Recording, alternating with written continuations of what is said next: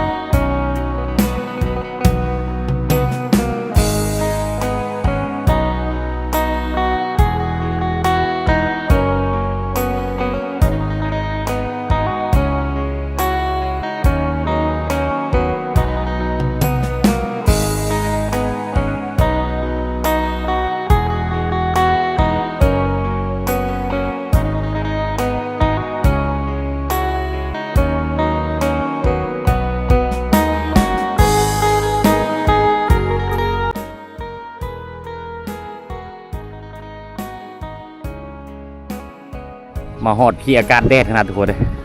ชาวบ้านก็ไปหาแคมแล้ว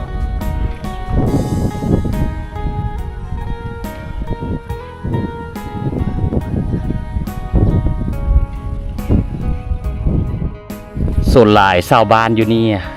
เขาเจ้าขายเอามาเขาก็ขายให้เวียดนามทุกคนเลยนะแต่ว่าบ้านทงชียังไม่รู้จักว่าจุดที่ชาวบ้านเพิ่นมาขายนี่ก็ยังมีฮู้ว่าโลเท่าเลยนะแถวนี้ทุกคนเลยนี่แต่ว่าชลาคือวัตถุสีเห็นอยู่เขตจุดชุมพะบังนี่โลนึงประมาณอยู่ 13,000 แต่ว่ามาเขตนี้นี่ก็ยังว่ามีได้ทุกคนเลยนะเพราะว่าเฮาไว้ไม่รู้จักว่าเรื่องการค้าขายแต่ละบ่อนนี่มันก็จะแตกต่างกันไปอันนี้คือวัตถุสีว่าทุกคนพังตอนนี้เขาเจ้าจะซื้อไปหมดแล้วนะเพราะว่าเคินเวทไกลๆข้างเพิ่นก็จะซื้อไปพุ่นทั้งนั้นทุกคนนะแต่ว่าทางนี้ก็มีเพราะส่วนใหญ่ชาวบ้านเพิ่นก็บ้านนี้ก็เป็นบ้านกระปูนบ้านหนึ่งแต่ว่าขึ้นกับ2บ้านทุกคนเลยมันมีบ้านกระปูนใต้เลยกับบ้านกุปุนเหนือถ้าว่าจะเป็นบ้านนั่นก็อยู่เทิงทุกคนก็คือกันทุกคนเลยนะชาวบ้านกับส่วนหลายก็คือบัตุชีเว้าแหละกะเอ็ดแคมปลูกมันต้นนะแล้วก็ไอ้ไม้วิกมันก็หลากหลายกันไปทุกคนเลยมันจะแตกต่างกันไปแต่ที่ก็คือกันทุกคนนะเส้นทางนี่คือทุกชีเว้าแหละจะออกไปเวียดนามไปเจียงตูบเลยก็ได้ทุกคนนะแต่ส่วนหลายว่าเรื่องคันค้าขายกันส่วนหลายกับชาวเวียดนามเขาจะอันนั้นหลายดีกว่าทุกคนเลยนะเด็ดทางนั้นกับอันนั้นคือร้านมันต้นได้นะเด็ดร้านมันต้นพระเจ้าทุกคนเลยนะ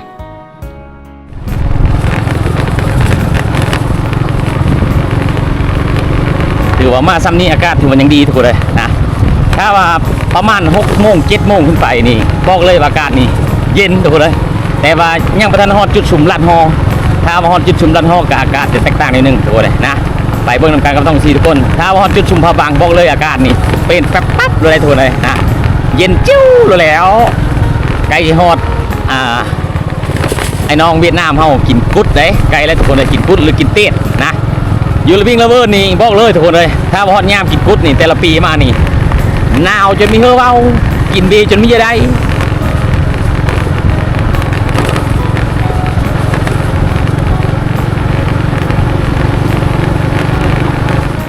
มาหอดจุดนี้อากาศนี่ล่มเลยทุกคนเลยนะล่มเย็นเลยช่วยๆเลยได้นี่อ้าวอันนี้มาบัตรสีเดินทางมาหอด หน้าชาวบ้านของบ้านท่าแดงเมืองไซโบนคือกันทุกคนเลยนะอันนี้หน้าชาวบ้านเพิ่นว่าต้องสีพาทุกคนเข้ามาเบิ่งโหผู้มีเป็นถ้ำถูกเลยนะถ้ำนี่ถ้ำน้ำนอกคือว่าต้องสีว่าทุกคนเลยนะมีสองบ้านแล้วก็มี2บ้านมีบ้านไม้แล้วก็บ้านท่าแดงที่ทำชาวบ้านเพิ่นมาเอาบิ้งหรือว่าตัวเจทุกคนเลยนี่ตัวนี้บนภูนี่ตัวหนึ่งนี่ภูนี้แหละทุกคนนะมันจะเกี่ยวไปใส่กับบ้านไม้ต่อกับภูพุ่นแหละทุกคนนะ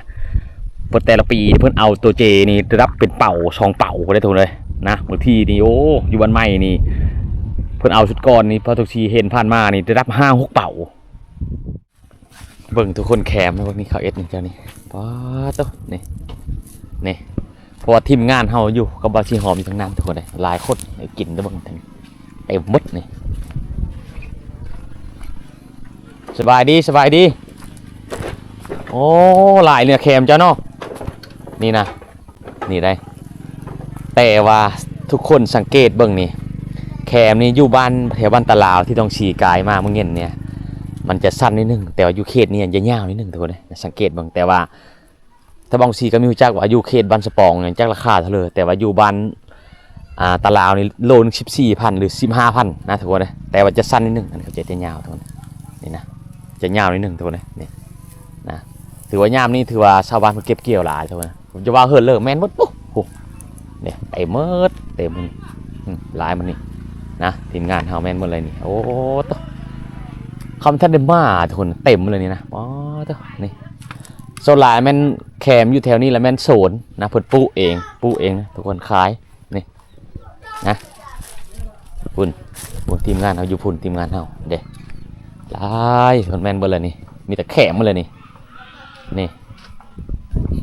แต่ว่าคือปีผ่านมานี่คือบางทีเห็นอยู่พูดตะล็อกนี่ก็ลายขึ้นทุกคนเลย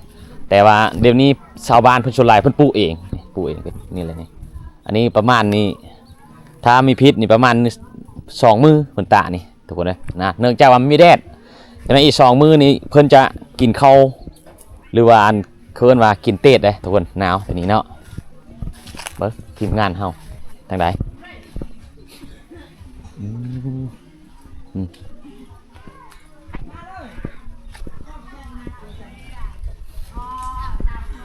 ใช้ทีมงานเฮาแต่ใช่เมื่อไร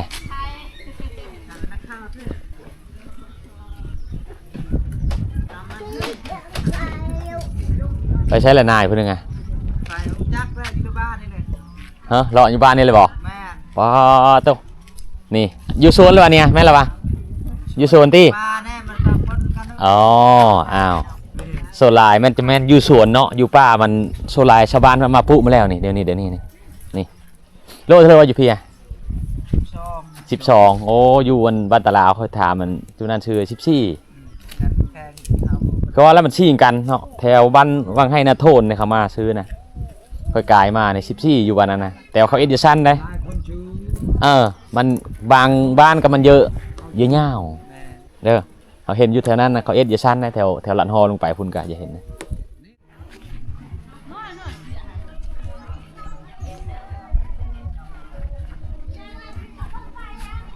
อันนี้รถทีมงานยูทูบเบอร์บ่นี่บ่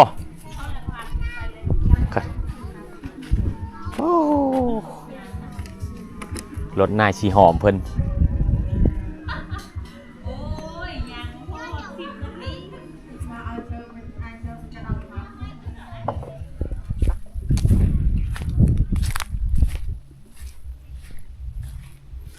ี่ตอนนั้นแห้งแล้วโถแขนเต็มไม่ได้ทนบ้านคู่นี่นะทางด้านนะครับเป็นตะแคอันตาเข้าถ้าเขามีตานี่มันต่ำมันก็นั่นแหละทุกคนเลย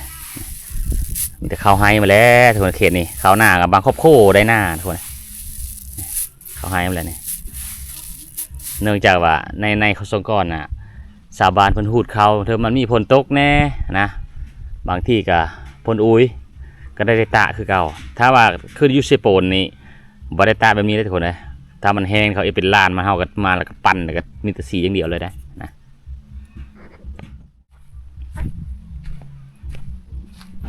โตคนเฮาป่าอยู่ในนี่แห้งแล้วนี่เด้นี่ ถ้าเฮาตาแดดหลายก็โอ้ลดน้ำหนักได้ทุกคนเลยอันนี้นี่ลงไวขนาดกิโลทุกคนเลยให้เบิ่งว่า10 โลนี่ตาได้อีหลีนี่ประมาณ4 โล 5 โลถ้ามันแห้งดีเลยนี่ตอนนี้มันแห้งมาแล้วนี่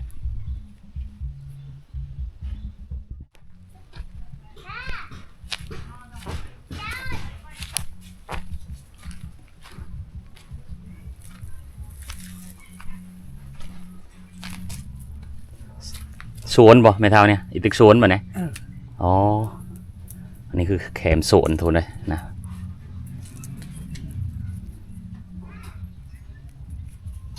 จับตาตีนี่ชื่อหนึ่งเจไหน